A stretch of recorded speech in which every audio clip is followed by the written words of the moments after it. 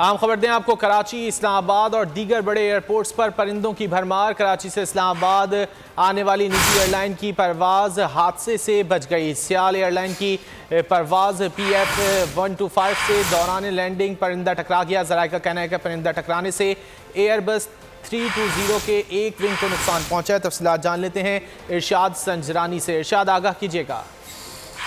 देखिए, बिल्कुल कराची समेत इस्लामाबाद और दीगर जो बड़े एयरपोर्ट्स हैं, एक बार फिर परिंदों की आमाजगाहें नजर आई हैं। इस पर जो है कराची से इस्लामाबाद जाने वाली निजी एयरलाइन एयरसाल की परवाज जो हादसे से बार बार बची है और उससे एयरसाल की परवाज PF 125 से लैंडिंग से कबल जो इस्लामाबाद एयरपोर्ट पर परिंदा टकराया है, जिससे तैयारा हादसे से बार बार बचा है। परिंदा टकराने से एयरबस 320 के एक विंग को नुकसान पहुंचा है और जरा के मुताबिक कप्तान ने महारत से तैयारी को बाहिफाजत इस्लामाबाद एयरपोर्ट लैंड करवाया।